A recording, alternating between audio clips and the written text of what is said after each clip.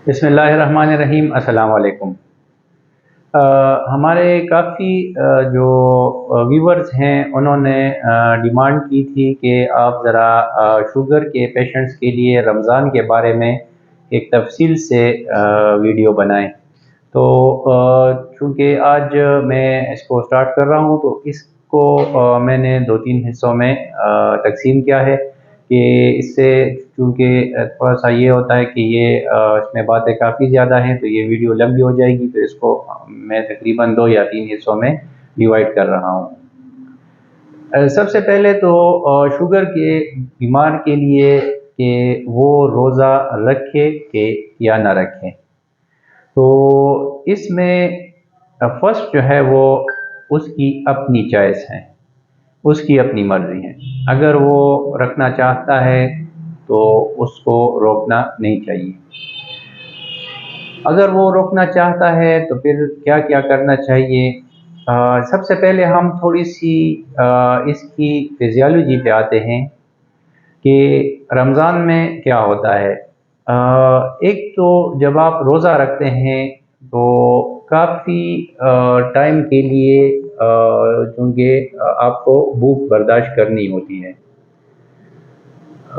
दूसरा, आपके जो खाने के औकात हैं वो भी थोड़े से चेंज हो जाते हैं नॉर्मल से। यानी आप 3 दफ़ा फॉर एग्ज़ाम्पल अभी खाना खाते हैं तो फिर वो उसकी जो अफ्तारी और सहरी के वक़्त खाना होता है और वो भी उनमें जो अपना दौरानिया है उसका, उसके दरमियान का, तो वो काफ़ी कम होता है।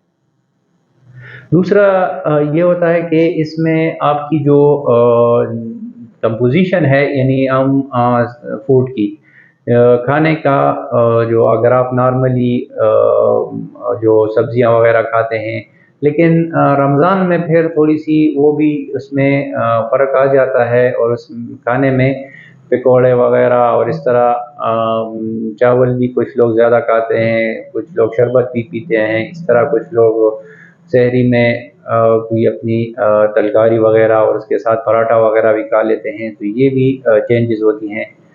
इसके अलावा आपकी नींद की के जो औकात हैं वो भी काफ़ी चेंज हो जाते हैं। यानी जो इसको हम सर्केडियन रिदम कहते हैं, यानी आप जिस तरह आदी होते हैं कि इस टाइम मैंने सोना है और इस टाइम जागना है, तो इसलिए सहरी के टाइम भी जागना होता है, तो वो जो नींद का दौरानिया है वो भी थोड़ा कम हो जाता है और उसमें काफ़ी जो गैप है वो डिफरेंट होता है।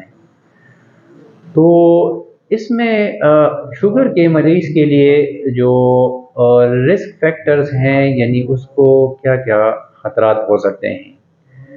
एक तो ये है कि उसको शुगर के कम होने के चांसेस ज़्यादा होते हैं। ज़्यादातर शुगर के बीमार में, यानी अगर वो रोज़ा रखता है तो ये तकरीबन 15 से 16 घंटे की फास्टिंग होती है, यानी रोज़ा होता है तो उस वक्त उसने कुछ खाया नहीं होता। तो ये काफ़ी ज़्यादा दौरानिया है। तो इसमें अक्सर 2-3 बजे के बाद, यानी दोपहर के बाद शुगर लेवल के कम होने के चांसेस ज़्यादा होते हैं। तो अगर ये बहुत ज़्यादा कम हो जाए तो इसका भी नुकसान हो सकता है। दूसरा, इसमें आपकी बॉडी में पानी की कमी हो सकती है, जिसे हम डिहाइड्रेशन कहते हैं। यानी 15 घंटे अगर आप पानी ना पिएँ, शुगर के मरीज़ को चूँकि पानी की ज़रूरत ज़्यादा होती है, तो उसमें पानी की कमी भी आ सकती है। कुछ लोगों में हाइपरग्लाइसीमिया भी हो सकता है, यानी शुगर लेवल बढ़ भी सकता है, लेकिन वो अक्सर उन औकात में, यानी अफ्तारी और सहरी के वक़्त, अगर वो खाना कुछ ज़्यादा खाएँ या उसमें मीठा वगैरह ज़्यादा खाएँ तो शुगर का लेवल जो है वो बढ़ भी सकता है। और अगर बढ़ने के साथ-साथ उसमें कीटोएसिडोसिस जिसे हम कहते हैं, तो वो भी हो सकता है, लेकिन ये इसके चांसेस कम होते हैं।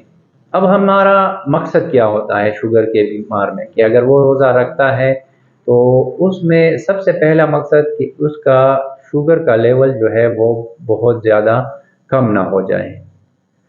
اگر اس کی ہم پریویس ہسٹری کو بھی دیکھتے ہیں، اگر وہ ہمیں بتائے کہ پچھلی بار بھی رمضان میں میرا 2-3 دفعہ دوپہر کے بعد شوگر بہت لو ہو گیا تھا، 50 تک آ گیا تھا یا 40 تک، تو یہ اگر خاص کر کسی کی پرانی ہسٹری ہو تو ان میں پھر جو ہے وہ اس کا خطرہ زیادہ ہوتا ہے۔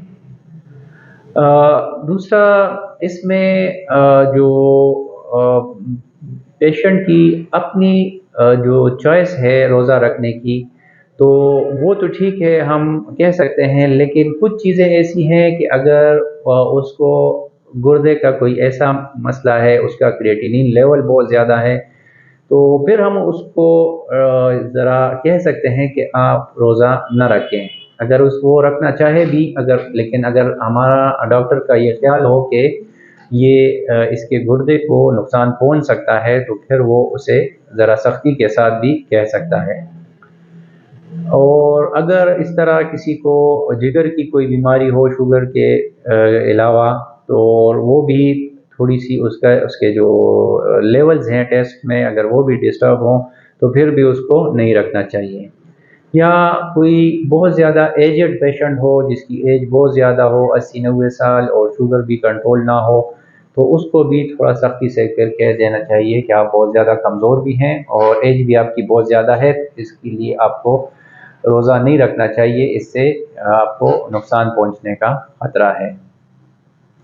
کچھ دوائیاں بھی ایسی ہیں جس میں بھی پھر ہم چینجز لاتے ہیں، اس میں انسولین اور دوسرے جو سلفونائل یوریاز ہیں، یعنی جو خاص کر نہار منہ جو کھانے والی دوائیاں ہیں، تو اس میں بھی ہم پھر چینجز لا سکتے ہیں۔ تو دوائیوں کے بارے میں ہم نیکسٹ ویڈیو میں بات کریں گے، یہ اس کا پہلا حصہ ہوا، اور آپ اس کا دوسرا حصہ جب آپ دیکھیں گے تو اس میں ہم انسولین اور دوائیوں کے بارے میں بات کریں گے۔ بہت شکریہ۔